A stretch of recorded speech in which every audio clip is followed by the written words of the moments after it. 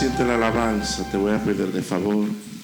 Quiero bendecir la iglesia del Señor en el amor de Jesucristo, saludarlo a cada uno de ustedes y que la paz del Señor, que sobrepasa todo entendimiento, esté en tu hermoso corazón.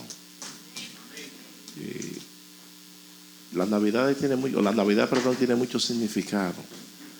Para muchos que se llaman ser cristianos, no tiene ninguno. Porque cuando usted se deja arropar de las circunstancias y no arropa a usted la circunstancia, entonces la situación se pone adversa. Quiero decirle, iglesia, que ha habido muchos problemas concernientes a lo que es la ubicación de cuando nace Jesús, el Salvador del mundo. Los cronólogos se han detenido a tratar de ubicar y no han podido encontrar con exactitud. Los historiadores del mismo modo. Hubo un cronólogo en el siglo VIII llamado Dionisio el Exiguo, el cual fijó la base de lo que es el calendario que nosotros estamos guiándonos. Y hubo un papa llamado Gregorio, el 15º, me parece, que lo confirmó, y por ello nosotros nos llamamos el calendario gregoriano, que es el que nosotros usamos en estos tiempos. Y es muy importante que nosotros estemos claros en lo que es el significado, el verdadero significado de la Navidad. Y cuando nosotros estudiamos la circunstancia histórica y contextualizamos cuando Jesús nace, nos damos cuenta que hay muchos problemas cuando Jesús nace. Muchos problemas. Si nosotros analizamos los tiempos históricos en que se movió Jesús y dónde nace el Salvador del mundo y quién estaba dominando el mundo cuando nace el Salvador del mundo, usted trata de concentrarse un poco más en este asunto. Se dice que hasta el siglo I, casi en el siglo completo, gobernaron o imperaron 12 emperadores en Roma. 12 emperadores. Hubo uno llamado, para muchos no era emperador, o lo oficializan con Augusto, el famoso Augusto César, y otros toman a Julio César como el primer emperador de Roma. Julio César fue asesinado, nace creo que en julio del año 100 antes de Cristo, por eso él mismo le pone el nombre al mes de julio, le pone Julio, en honor a él mismo. Y muere en el 44 antes de Jesucristo. A la edad de 56 años, lo asesina 60 miembros del Senado romano y lo asesinan. Él tenía otros amigos llamados Pompeyo y otro llamado Cracio, en el cual hace el famoso triunvirato, que es, creo que en la historia, la primera vez que se hace un triunvirato. ¿Por qué le estoy hablando esto? Porque es importante nosotros saber en el tiempo, quizás no sabemos en exactitud la fecha en que Jesús nace, pero sí sabemos las circunstancias que se presentaron en ese entonces, que eran bastante difíciles. Nosotros, cuando nos damos cuenta, Jesús nace en tiempo de Tiberio César, que creo que fue en el año 14 antes de Tiberio César, imperó un emperador que le llamaban el Mesías, también romano, el Evangelio. ¿Quién fue ese? Augusto César. ¿Por qué a Augusto César le llamaban el Evangelio? Porque Augusto César fue quien organizó el problema que existía en Roma. En Roma existía un problema muy grande a raíz del asesinato de Julio César. Julio César era tío abuelo de Augusto César. No sé si usted entiende el término tío abuelo. Por ejemplo, la hermana de mi mamá es tía abuela de mi hija, porque mi madre es la abuela de Priscila. Entonces, los hermanos de los abuelos nuestros le llaman tío abuelo de nosotros. ¿Entendieron el término? Quiero saludar una vez más al pueblo del Señor en el amor de Jesucristo. Al nosotros seguir hablando de esto, nos damos cuenta, después de Julio César, viene Tiberio César, y después de Tiberio César viene un emperador que era bastante malo, hermano mayor de otro emperador bastante malo, el famoso Calígula. Después viene Claudio, después de Claudio, Nerón mata a Claudio. Y después de Claudio, que Nerón lo mata, la madre de Nerón se llamaba Agripina. Y Nerón era tan bueno, lo he dicho otras veces, que le abrió el vientre a su madre para saber de dónde nació, dónde nace.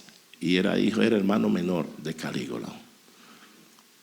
Después surgen 3 emperadores que no son de la dinastía de los Augustos. Uno era Galba, otro era Otto y el otro era Viterio. Y después viene la dinastía Vespasiana. Flavio Vespasiano general, Flavio Tito y Flavio Domiciano. Al nosotros observar, muchos eran buenos o casi todos eran malos. ¿Cómo nace nuestro Salvador? ¿Qué circunstancia histórica, aún en la profecía que se habla acerca de Jesús? La circunstancia histórica no era muy favorable para el pueblo de Dios. Vamos a ver qué nos dice el libro de Lucas en el capítulo 2.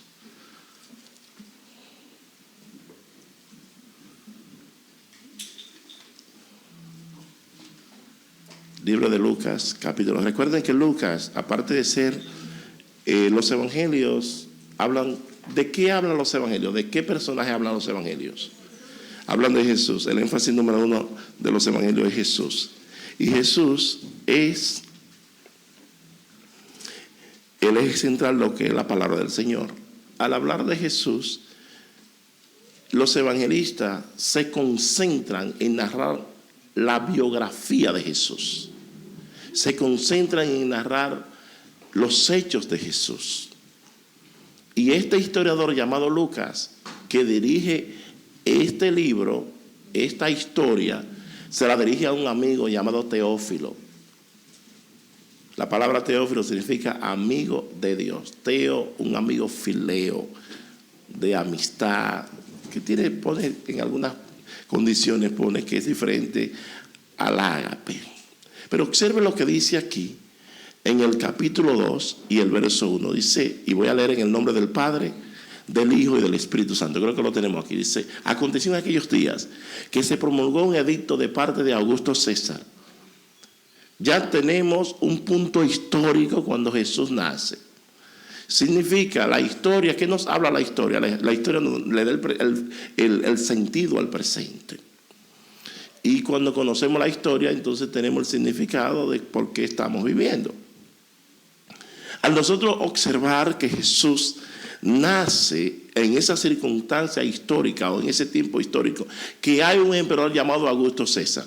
La historia secular niega de que Augusto César existió. ¿Lo niega?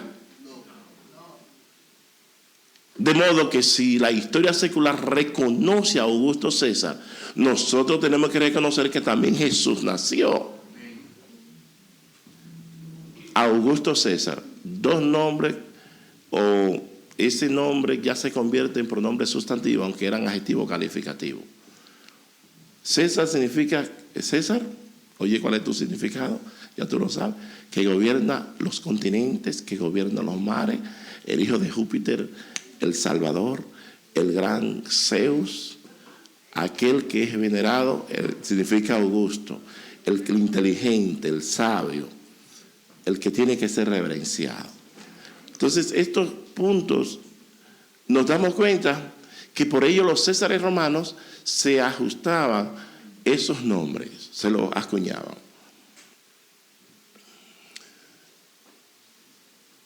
¿Por qué Augusto César le pone al mes de agosto, le pone agosto?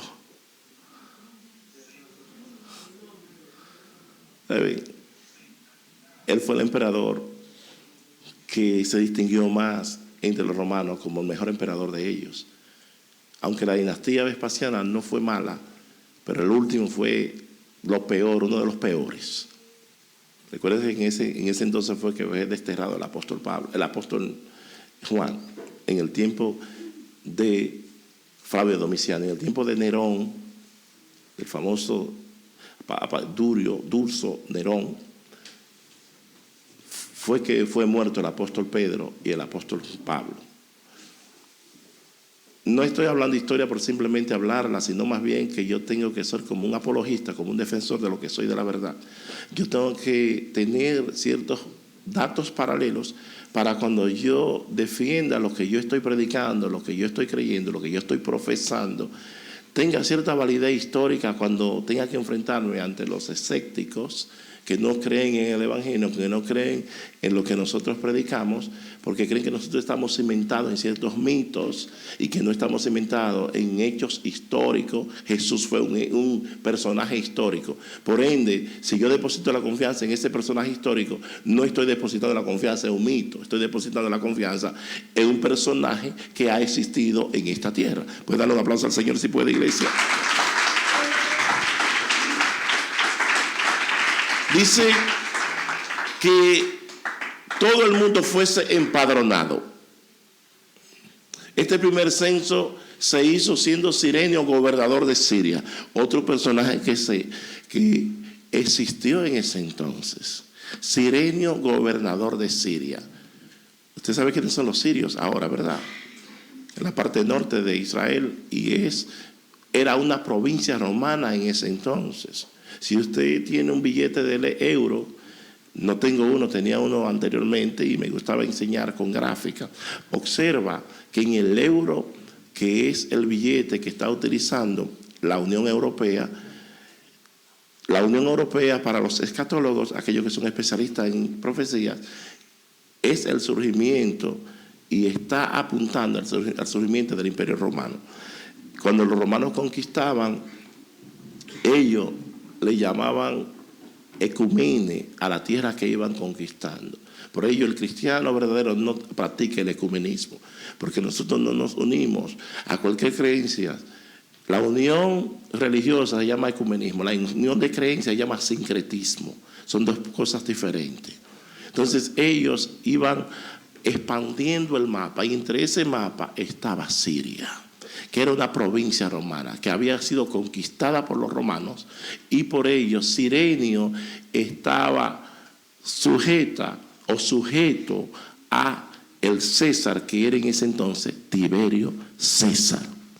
Dice que este primer censo, e iban todos para ser empadronados, dale para atrás, no te preocupes, el 3, e iban todos para ser empadronados, cada uno a su ciudad. Aquí nosotros somos dominicanos. Observe supóngase que nosotros, los adelantos no están como están ahora, y tenemos que atrasarnos un poco en el tiempo, y tenemos que ser empadronados. ¿Usted entiende el término empadronado? Tenemos que ser censados. Tenemos que ser censados. Y los escrutinios que presenta la República Dominicana, dice, bueno, en Estados Unidos hay que yo cuántos millones de dominicanos, y necesitamos que ellos vengan, y nosotros le vamos a proveer los pasajes para que vengan, y le vamos a garantizar su estadía aquí y el regreso, aunque no tengan documentos. Un ejemplo. Bueno, y usted tiene que ir a su ciudad natal, donde usted nació. Quizás no todos son capitalinos, no todos son de la capital, no todos son quizás del norte, tienen que ir a diferentes lugares, cibaeños, no son sureños, los del este, etcétera, etcétera. ¿Qué pasó con José y con María? Vamos a ver. Dice, y José subió de Galilea, de la ciudad de Nazaret, a Judea, a la ciudad de David, que se llama Belén, por cuanto era de la casa y familia de David.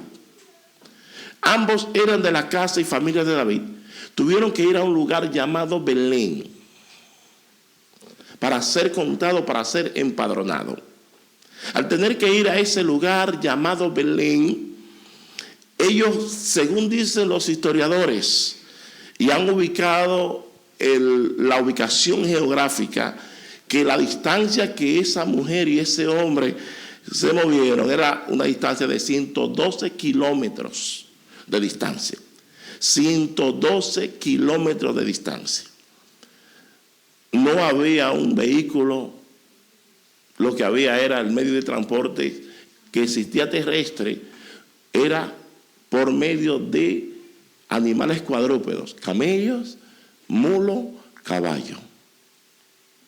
Camello, mulo, caballo y burro, o pollino, como le llama la Biblia. ¿Qué tiempo durará 112 kilómetros? ¿A cuánto más o menos iba? Yo no creo que un mulo vaya caminando por lugares encrespados, llenos de loma, de piedras. Quizás iba, lo máximo que podía caminar era alguna 2 millas por hora o 3 millas por hora, porque no podía correr más o caminar más rápido. Y recuerde que María estaba embarazada. Había que ir con bastante cuidado. El Salvador fue y se detuvo a caminar. Observe este punto, que quiero, importante, el verso 5. Dice, para ser empadronado con María, su mujer, desposada con él, la cual estaba encinta. Desposada con él, la cual estaba encinta.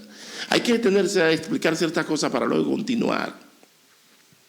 José era un hombre muy bueno, y nosotros, al no conocer la contextualización histórica, no podemos saber si José era un hombre bueno y que José se jugó el pellejo. José se jugó el pellejo. Creo que Mateo 1:18 hasta el 25. Es que nos dice, el nacimiento de Jesucristo fue así. Estando desposada María, su mujer, con José, antes que se juntasen, se halló que había concebido del Espíritu Santo.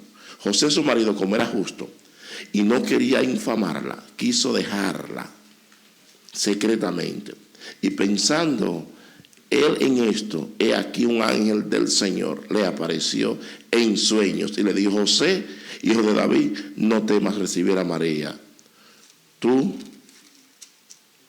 mujer, porque lo que en ella es engendrado del Espíritu Santo es. Y dará a luz un hijo y llamará su nombre Jesús, porque él salvará a su pueblo de sus pecados. Todo esto aconteció para que se cumpliese lo dicho por el Señor por medio del profeta cuando dijo, he aquí una virgen concebirá y dará a luz un hijo y llamará su nombre Emmanuel, que traducido es Dios con nosotros. Dice que traducido es Dios con nosotros. Y despertándose del sueño, hizo como el ángel del Señor le había mandado y recibió a su mujer, pero no la conoció hasta que le dio a luz a su primogénito y le puso por nombre Jesús. Como estamos hablando de transcripciones de idioma, Jesús es el término para decirnos Dios con nosotros. ¿Cómo se llama? Aquí hay Manuel. Tú sabes que Manuel también significa, es como un diminutivo de Manuel, que significa Dios con nosotros también. ¿Qué sucede con José? ¿Por qué yo le dije que era demasiado bueno? Permítanme realizarle la mente otra vez, si puedo. En Deuteronomio 22, verso 23 y verso 24. En Deuteronomio 22, verso 23 y verso 24, hay un puntico que es muy importante señalarlo ahora, para luego volver atrás y seguir hablando, para darle el verdadero significado a esto. Observe lo que dice el verso. Si hubiera una muchacha virgen desposada con alguno, y alguno la hallare en la ciudad, y se acostare con ella, entonces lo sacaréis a ambos a la puerta de la ciudad, y los apedrearéis, y morirán la joven porque no dio voces en la ciudad, y el hombre porque humilló a la mujer de su prójimo. Así quitará el mal de en medio de ti. ¿Por qué dice que tenía que llevarlo a la puerta de la ciudad? Porque en la antigüedad la puerta de la ciudad era la parte principal de la ciudad, era la entrada de la ciudad, para que no hubiera que eso no fuera un secreto a voces, sino que eso todo el mundo lo supiera. ¿Por qué José iba a huir secretamente? Porque José sabía lo que le esperaba. José sabía que conforme a la ley, él no se había acostado con esa muchacha. Él estaba desposada. No sé si tú entiendes el término desposado o desposada.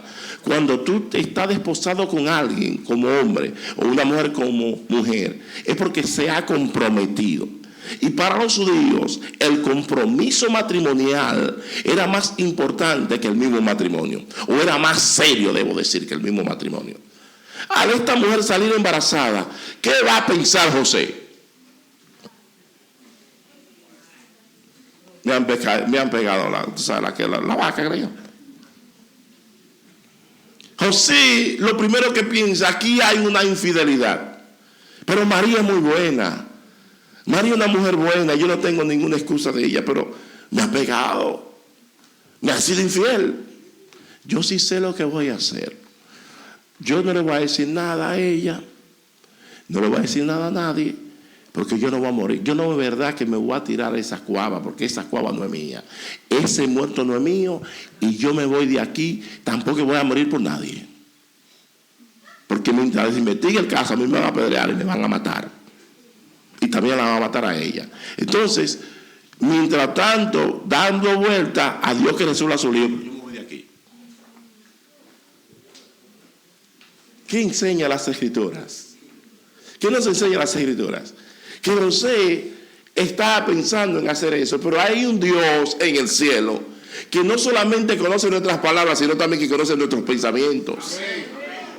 Porque no está la palabra en nuestro labio cuando ya Él la sabe.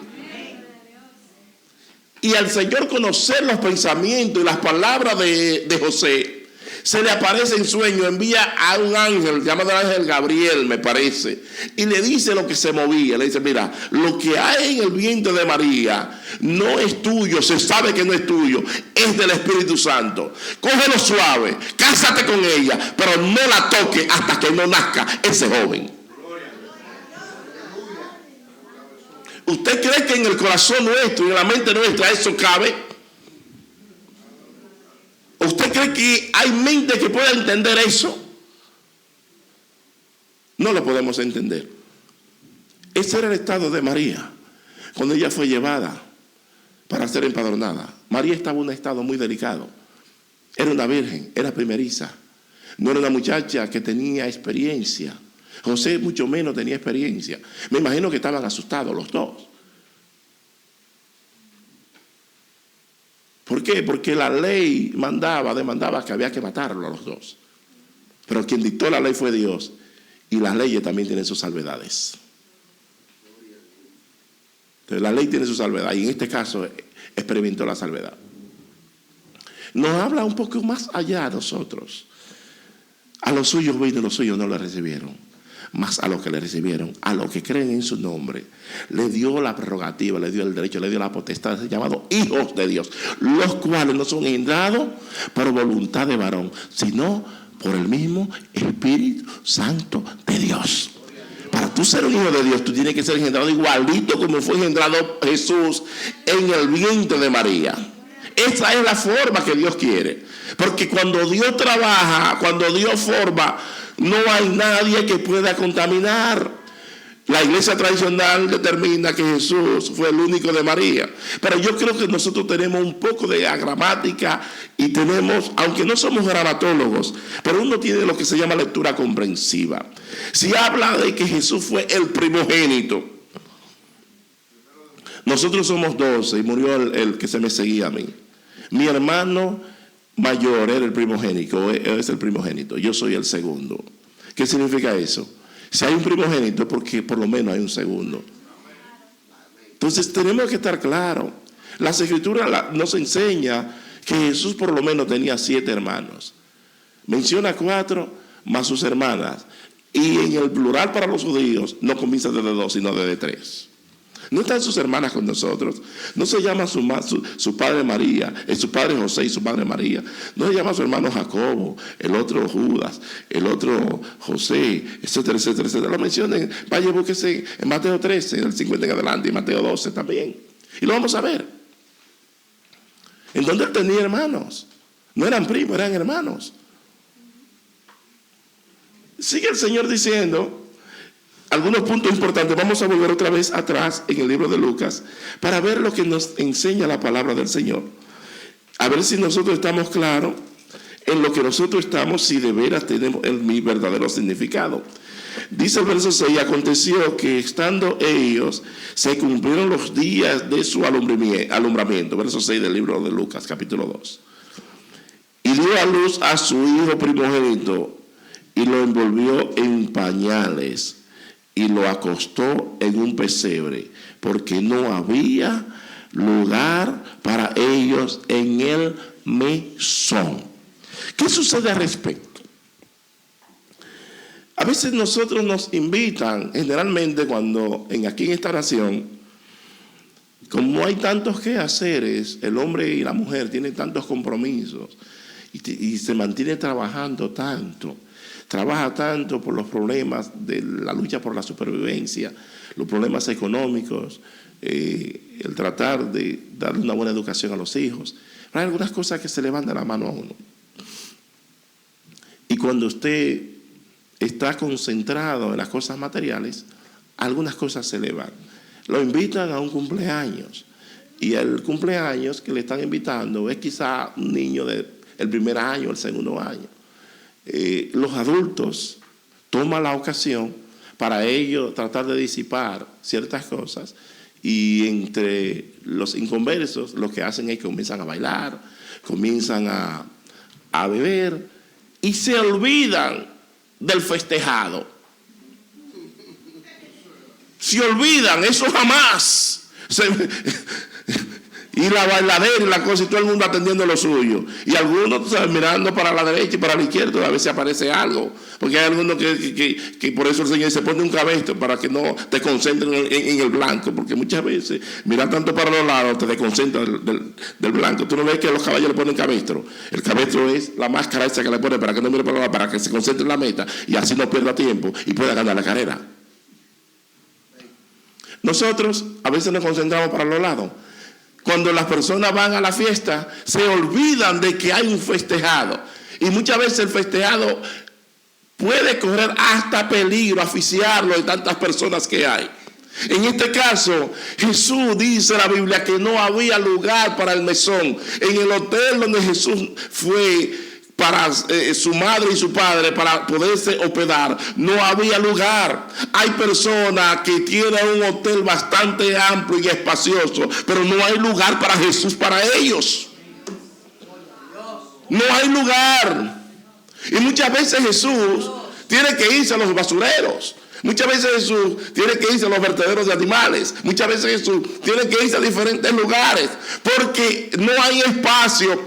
A veces quizás la persona tiene demasiado dinero y es autosuficiente, no necesita espacio para Jesús porque lo tiene todo. Otro tiene demasiado intelecto, demasiada ciencia, demasiado conocimiento. Pero la Biblia dice que el conocimiento envanece, pero el amor edifica. Y cuando uno es demasiado sabio, por ello el humilde siempre está aprendiendo, porque el que lo sabe todo está cerrado. Mas sin embargo, el que reconoce que necesita saber, tiene la molécula del aprendizaje o del conocimiento abierta todo el tiempo, dispuesto a asimilar y aprender cada día más. Por ello, el que es educado es una persona que sabe escuchar. No primeramente no sabe hablar, sino primeramente lo primero que sabe es escuchar. Porque el que sabe escuchar puede hablar, porque ha escuchado. Y tiene, no solamente tiene una, sino que tiene dos. Las que tiene primero y las que escucha, ya son dos. Dale un aplauso al Rey si puede, iglesia.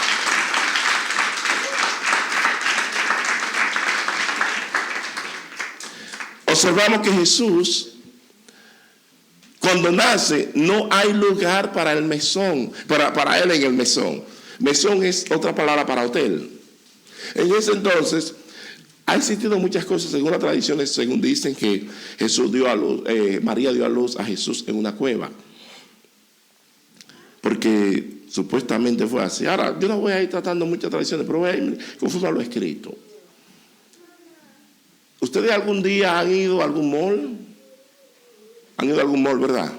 Seguro que sí. ¿Y aquellos que han ido a algún hotel? Por ejemplo, si cruzamos a New Jersey, recuerden que no era urbano, sino era rural. Era algo que era lo que llaman suburbio aquí también. Usted cruza New Jersey, siempre los hoteles tienen lo que se llaman el parking lot o el parqueo.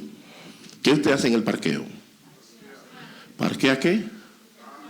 Los vehículos. Para eso que usted usa los parqueos. En ese entonces, ¿habían vehículos? ¿A qué habían? ¿Y qué es lo que habían? Entonces los caballos, ¿dónde había que, y los camellos y mulos y los asnos, ¿dónde había que amarrarlo? En el lugar había unos palos por ahí y habían también hierba, pasto para que ellos se alimentaran y quizá alguna agüita.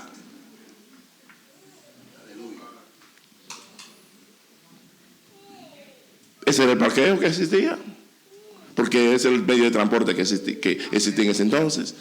Entonces, conforme a la época que estamos hablando, Jesús llega María, y cuando da luz, ella fue preparada. Dice que cuando llegaron encontraron al niño envuelto en pañales. Según los expertos hablan que los pañales robustecen las extremidades del niño o de la criatura. Cuando un niño se envuelve en los pañales, que tradicionalmente se usaban, ya no se están usando, se usan ahora los famosos, ahora le he puesto el nombre a los pampers, le llaman los diapers, a los pañales de esos desechables, le llaman pampers. Y Pampers es una marca, así como los Gillette, en Dominicana le llaman Gillette, a una navaja de afeitar, pues es una marca. Pero vamos a quedarlo así, no hay problema. Los famosos diapers o los pañales robustecen las extremidades del niño y muestran una responsabilidad de la madre, de que es responsable de lo que dio a luz, ella lo está cuidando. ¿Estás tú cuidando lo que Dios te ha dado?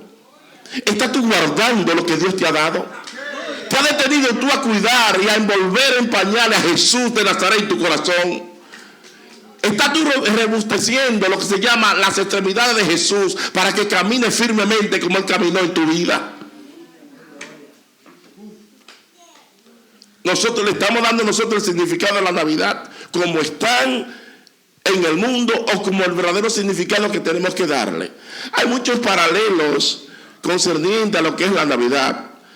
Hay una vertiente que está completamente en desacuerdo y en la oposición de que Jesús no se puede hablar de eso, que es una fiesta pagana, etcétera, etcétera, etcétera. Entiendo de que las fiestas cristianas muchas veces se contaminan. Y yo sé que el 25 de diciembre no es por casualidad que está ahí. No es de casualidad. Había un fenómeno climatológico que existía, que le llamaban sortilio de invierno. Comenzaba el 21 y terminaba el 25. Cuando supuestamente el dios Tamuz, el hijo de Nimrod y de Semiramis, o de Semiramis, como algunos lo pronuncian, había dado a luz. Y salía el dios Sol el 25. Se dice que Constantino, aquel que muda la ciudad y el imperio de Roma, Constantinopla, lo que hoy es Estamburgo, acuñó esa fiesta porque él adoraba al dios Sol. Pero él se convirtió al cristianismo porque él supuestamente ganó la batalla para él poder ser emperador, porque su madre Helena había visto una cruz y dijo: con esa cruz tú vas a vencer. Una visión. El diablo la boca como quiera, tú ves. Imagínense. El asunto es que nosotros vamos a encontrar de todo tipo de cosas, pero sí nosotros tenemos que ser sabios. e irnos a las Escrituras, e irnos a lo que nos enseñan las Escrituras, y tratar de cumplir con los deberes que nosotros debemos de cumplir. Yo estoy en desacuerdo con algunos que dicen que no se puede hablar de Jesús. Yo estoy seguro que Jesús no nació un 25 de diciembre. Pero no estamos celebrando el nacimiento de Siddhartha Gautama, el famoso Buda. No estamos celebrando el nacimiento de Amir Mohammed, el famoso Mahoma. No estamos celebrando el nacimiento de Confucio, el fundador del confucianismo. No estamos celebrando el nacimiento de Sócrates, aquel que fundó lo que llama la idea, el asunto del raciocinio, de usted entender las cosas por la razón, porque era un tremendo pensador.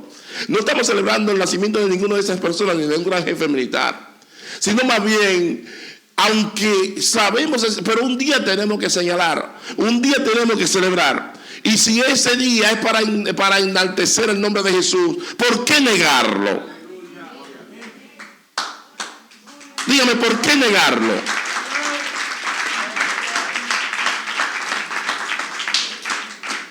Hay algunos cristianos que son como los vaqueros y no andan con una pistola, sino andan con dos, como Billy Vicky y Jesse James en su tiempo. Hay algunos que andan en trío, el bueno, el malo y el feo, y se han muerto los tres. Él igual, no creen que todavía está vivo. Un clásico. Y tú ves que desde que pasan por un lugar que de una vez suena la musiquita esa. ¿Cómo era que suena la música?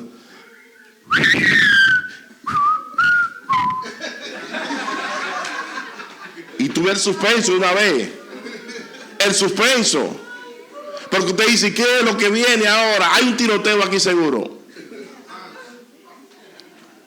El ganador de alma, las cosas que son afines con nosotros tenemos demasiados puntos álgidos con el mundo y demasiados puntos álgidos con las religiones paganas. Si están afines con nosotros, no la molestemos. Vamos a ganar almas para Cristo, vamos a ser sabios y organicémonos cuando estén aquí.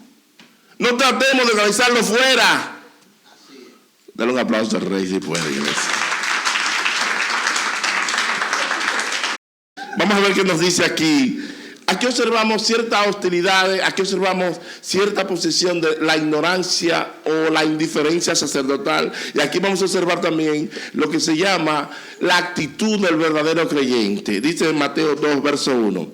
Cuando Jesús nació en Belén de Judea, en día del rey Herodes, vinieron del oriente a Jerusalén unos magos, diciendo, ¿dónde está el rey de los judíos que ha nacido? Porque su estrella hemos visto en el oriente y venimos a adorarle. Oyendo esto, el rey Herodes se turbó y toda Jerusalén. Mi hermano, cuando Jesús llega a una familia que no tiene eso, se va a turbar. Se turba. La familia se turba porque se turba. Porque hay un rey que está imperando y gobernando esa familia. Que cuando el rey Jesús llega a esa familia, como el rey que ha estado imperando por todos esos años, por toda una estancia, por toda una vida en esta tierra, tiene que turbarse esa familia. Personalmente, yo no se lo voy a decir a usted, personalmente, cuando Jesús llegó a la vida de mi madre, yo me turbé. Y era un niño. ¿Por qué yo me turbé? Porque yo veía a mamá, en ese entonces, esos asunticos que estamos ahora con una suavidad. Ya las mujeres no lavan a mano, ni en Dominicana ni en ningún lugar. Podrán lavar una cosa de hobby. Bueno, esta camiseta es muy bonita, yo la voy a lavar a mano porque tú la lavas a mano para recordarme en mi viejo tiempo. Pero eso es de hobby. Pero no porque hay obligación ya. Usted ve que gasta en los campos, usted ve que donde sea, hasta en la loma, tú ves que trata de tener esa cosita. Mi mamá, yo la veía ahí, con esa batea de ropa, dándole para allá, y con una bola de jabón, que a ver que anteriormente la bola no venían en bola, pero ya los lavadores y los candados se dieron cuenta, la tiraron en bola y ya se acabó de hacerle bola, porque ya la tiraban en bola, pero antes era cuadradita, rectangular. Cuando llega mi madre, yo nada más oigo que ella dice, ay, pero esto sí es bueno. Ay, esto sí es bueno, Dios mío. Ay, yo que te andaba buscando, ay, pero qué gozo. Yo no sé qué cosa tan buena es esta.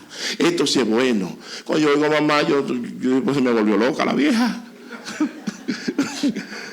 Digo, pero es que mi mamá no solamente ha evadido el cáncer aquel que ella habló aquí, tiene 77 años. Cuando mamá vino al pie del Señor, mamá tenía 30 años aproximadamente o menos. Mi mamá era una mujer joven, quizás 31, 32 años. Ella no tenía esa gran cantidad. Y al mi madre recibir a Cristo, nosotros estábamos en el mundo y uno estaba acostumbrado a las cosas del mundo. Ya yo veo, digo, bueno, ya las cosas se acabaron aquí, cualquier cosa, esto nada más concentrado en otra cosa. Se tiene que turbar la casa, se tiene que turbar el lugar, porque nosotros estamos acostumbrados a hacer otras cosas. Cuando Cristo llega a un hogar, muchas veces llega en el corazón de un hijo, el padre no entiende, el padre se va a turbar muchas veces y se turba lo que está alrededor de ellos. O del niño, ¿por qué? O del hijo, porque todavía no han entendido que Cristo ha llegado a ese corazón. En ese entonces dice que toda Jerusalén se turbó. ¿Por qué se turbó Jerusalén? Jerusalén sabía quién era que le estaba gobernando. Jerusalén sabía que era un hombre malo, un malvado como Herodes. Herodes decía a Claudio que él prefería ser el perro de Herodes y no ser hijo de Herodes. Porque Herodes había matado a Marián, una de sus mujeres, había matado a Aristarco, uno de sus hijos, había matado a Antípater, otro de sus hijos, había matado a muchísimos de sus hijos, había matado como 4 para que no heredaran su reino. Y era tan malo Herodes que cuando murió mandó a matar a todos los nobles del mundo, de alrededor de ellos, de Jerusalén. ¿Por qué lo mandó a matar a todos? Para que cuando él muriera también hubiera mucho lloro y lamento en Jerusalén, porque nadie lo iba a llorar. Era un desgraciado. Que no era cosa fácil. Entonces cuando llega a Jerusalén sabe, hay competencia para Herodes, hay competencia. Todo el mundo está asustado, mi hermano. Está asustado porque todo el mundo sabía lo que venía. Y nosotros conocemos la historia. Ustedes recuerdan lo que hizo Herodes. Dice una profecía que dio Jeremías: Ramá que llora a todos sus hijos. Y esos ayes. Ese era un experto en matemática, era un salvaje, el hombre era un león. Herodes el Grande, el famoso hijo de Idumeo Antípater. Su nombre se llamaba Herodes Felipe I. Y era padre de Herodes Arquelao, Herodes el otro Antipas II, del que le voló la cabeza a Juan el Bautista, Herodes Felipe I, segundo, perdón, de aquel que Herodes, el otro Herodes le había quitado, que Herodes, no Arquelao sino el otro Antipas, le había quitado la mujer, porque usted lee la Biblia, Herodes, usted cree que está muerto solo. Por allá aparece por el libro de los Hechos de Herodes Agripa, de la dinastía herodianas. ¿Ustedes de quién era familia de los herodianos? ¿De dónde venían? Eran sobrinos de Israel. Porque Jacob era el padre de los judíos, pero Jacob tenía un hermano llamado Esaú. Y Esaú era el padre de los edomitas. Era Esaú, el padre de aquellos de la dinastía herodiana. Cuando nace, todo el mundo se asusta. Porque la cosa no está fácil.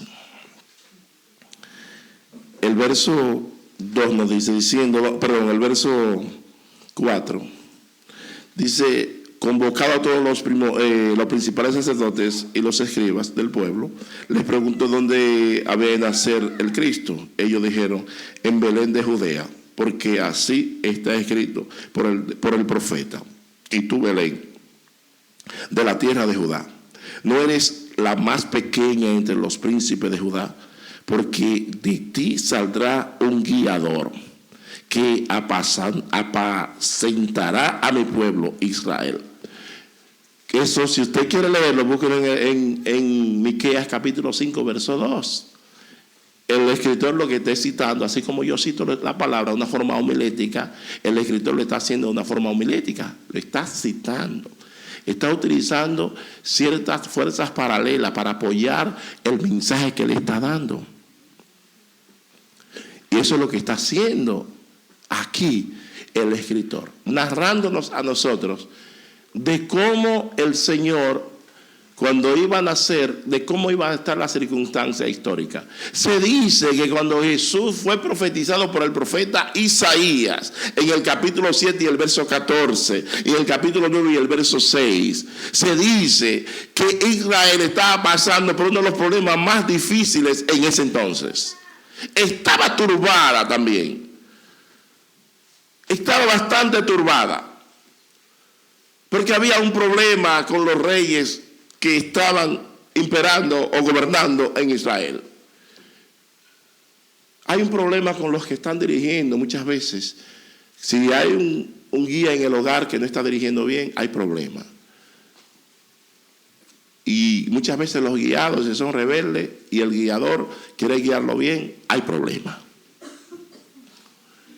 Si hay una persona que está guiando una nación y no le está guiando bien, hay problema. Recuerdo muchos años atrás leí un libro donde hablaba de administración y narraba de lo que son los japoneses hoy día. Y los japoneses, él citaba a Japón, decía que los japoneses era un país tercermundista. Era un país que no era un país de primera, ¿cómo decirle? País desarrollado. No era un país con ese desarrollo como hoy en día se ve Japón. Japón es un país pequeño, que es un pequeño archipiélago, y tiene hasta potencia militar. Y donde radicó la capacidad de Japón como nación y como una nación poderosa en estos tiempos.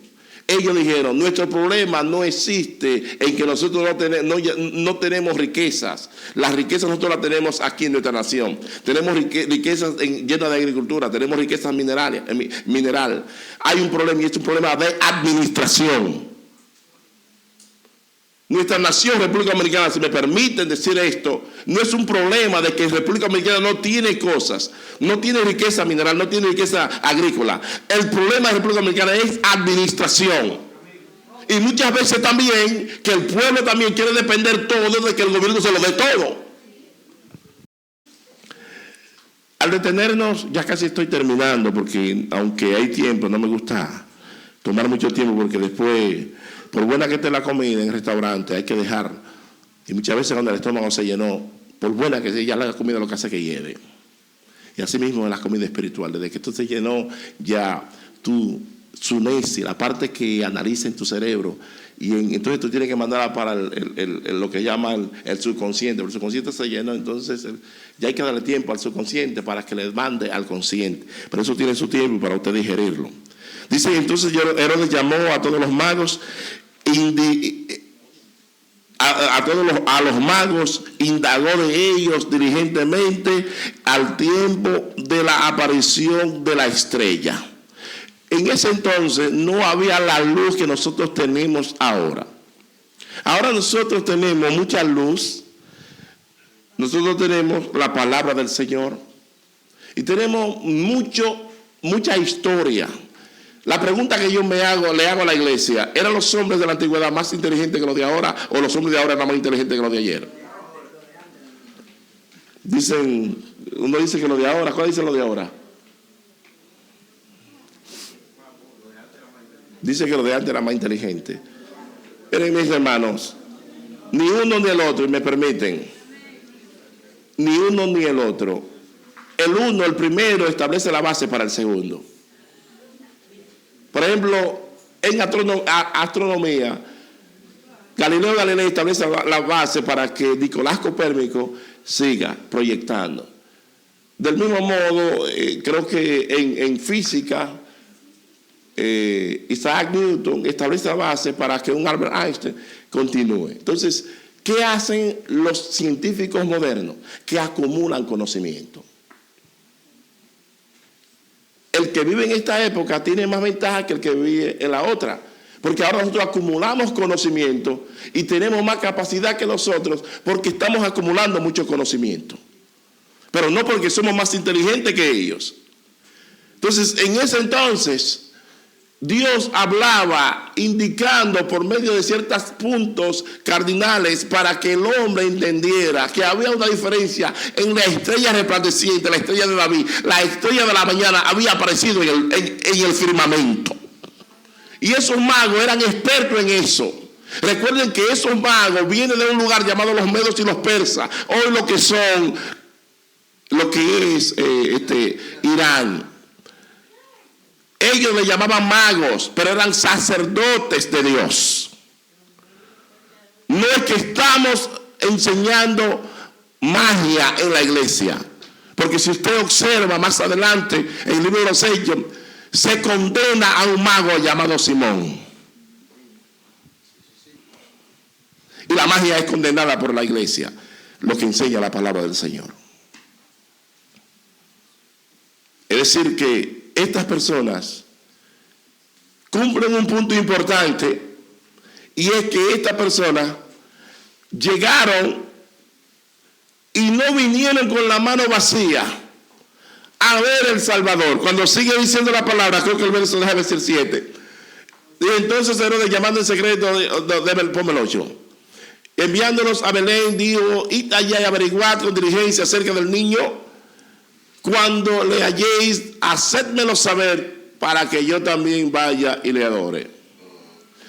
Diría, hermano, yo no le gusta esto, pero yo no tengo que tirar. Dirían lo malo. Porque Herodes era muy suspicaz. Herodes era muy astuto.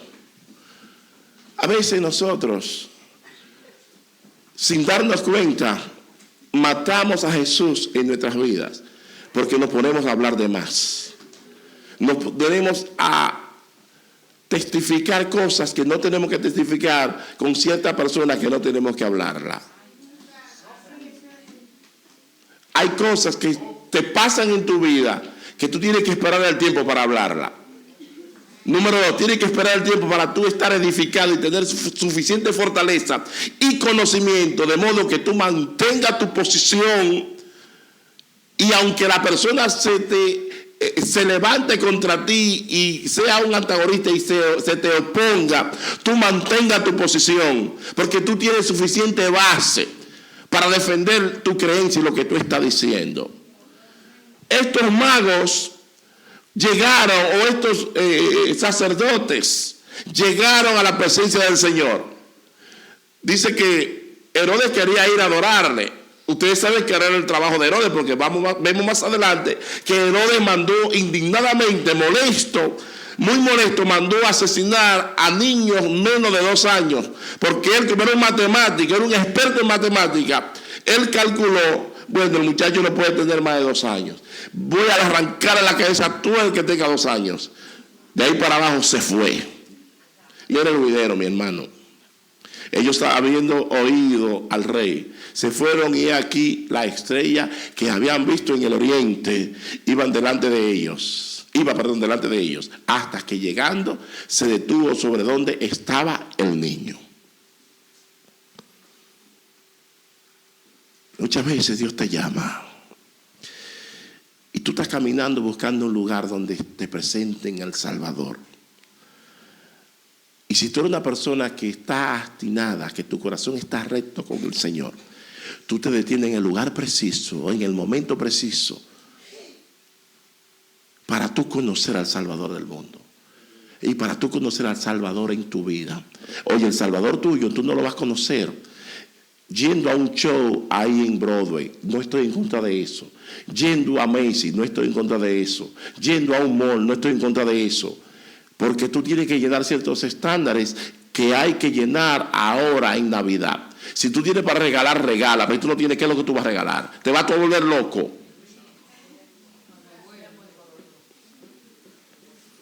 Volviéndose loco, dejándose uno dominar de lo que son las propagandas, dejándose uno dominar de lo que son los canales, lo que es, ¿cómo decirle?, los medios de comunicación, los mercaderes, aquellos que están haciendo comercio. Y el Señor lo habló claro, ellos que van a hacer comercio con mi nombre. Los judíos no creen en el Señor Jesucristo, mas sin embargo es mucho el dinero que le entra a la nación de Israel por esas expediciones que se hacen a Israel. Es mucho el dinero que entra en los lugares que no conocen al Señor porque hacen comercio con el nombre de Jesús. Al ver la estrella se regocijaron con muy grande gozo. El verso 11 es muy importante. Al entrar a la casa o en la casa, vieron al niño con su madre María, postrándose y lo adoraron. Y abriendo sus tesoros, le ofrecieron presentes, oro, incienso y mirra. ¿Qué tesoro tú has abierto para el Señor en este día? ¿Qué tesoro tú has abierto para el Salvador en este día? ¿Qué tú le trajiste a Cristo en este día? Dios no te está pidiendo a ti oro, no te está pidiendo plata, no te está pidiendo dólar, no te está pidiendo nada material. Él lo que quiere es que tú le presentes tu corazón y se lo dé sin condiciones. Estos magos o estos reyes, si le podríamos llamarle así, porque el Salmo 72 le llama a los reyes, porque lo profetizó. El Salmo 72 habla de los reyes de Saba traerán presente, los reyes del oriente traerán presente ante ti. Fueron dispuestos a eso, fueron preparados para eso, fueron para eso. Ellos no fueron por simplemente ir, por pasar y por tener esa experiencia, sino más bien que fueron preparados. Lo primero que hicieron fueron que se postraron y lo adoraron. La adoración es una expresión, es una respuesta que usted le da a Dios de agradecimiento. Y es la actitud más sublime que tiene el ser humano delante de su Creador y presentándose en adoración, como diciéndole: Creador mío, yo te adoro, porque te doy esa respuesta, porque lo que tú hiciste por mí es tan grande, que es tan sublime lo que yo siento, que la única forma que puedo expresarlo es adorándote. Porque la expresión de agradecimiento es más grande y más sublime que el ser humano puede darle a su Creador. Eso es la adoración. Por ello, cuando tú adoras, tiene que ser entendido, sabiendo a quién tú vas a adorar. Y a veces nosotros no conocemos el lenguaje de las Escrituras y venimos fuera y utilizamos la palabra adoración para seres creados. Mas sin embargo, cuando observamos a un hombre de la magnitud de Pedro y a ángeles de la magnitud como aquel que le presentó al misionero a Pasmo llamado Juan el teólogo, Juan el discípulo amado, le dijo: no me adore, adora a Dios, porque yo soy consiervo tuyo, soy igual a ti. Nosotros no podemos adorar a ningún ser que es igual a nosotros. Tenemos que adorar a Dios, porque la adoración solamente se le da a Dios, solamente a Dios y solo a Dios. Así es el Señor Jesús. Al observar esto, observamos que le trajeron presente. El oro, se dice que el oro es un regalo que le da a un rey. La mirra o el incienso es un regalo que se le da a un sacerdote. Y la mirra es un regalo que se le da a una persona que va a morir.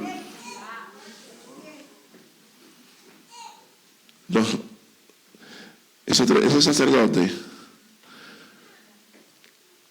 le dieron esos regalos. Dicen que eran 3. Y quizás dedujeron porque oro 1, incienso 2 y mirra 3. Pero la Biblia no me dice que eran 3. Y lo de ella acá, ya que yo tengo que hacer.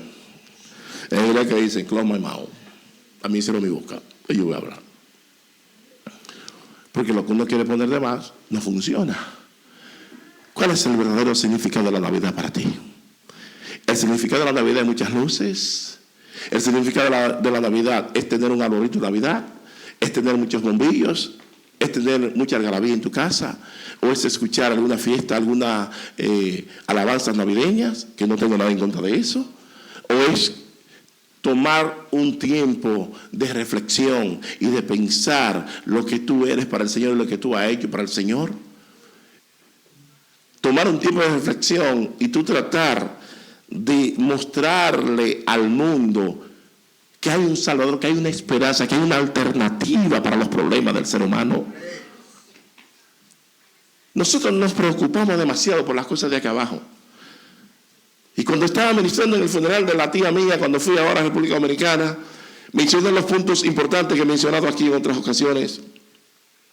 de cómo Alejandro el Grande llamó a buscar a todos los médicos. Y le dijo que cuando él muriera quería que cuando él fuera puesto, quería que lo llevaran todos los médicos aquí, en el hombro. Y le preguntó uno de sus generales, no sé si fue Lisímaco, Casandro, fue quizá el Ptolomeo, fue el otro, el Seleuco. Le preguntó, y el señor general, el señor rey o señor Alejandro,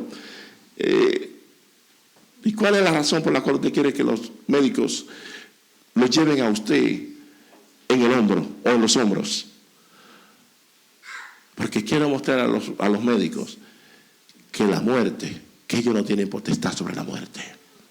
Y que la muerte, ni la medicina, ni los médicos pueden con ella. Quiero que cuando llegue también, tienen todo el oro que yo conquisté, todo lo despojo que yo conseguí.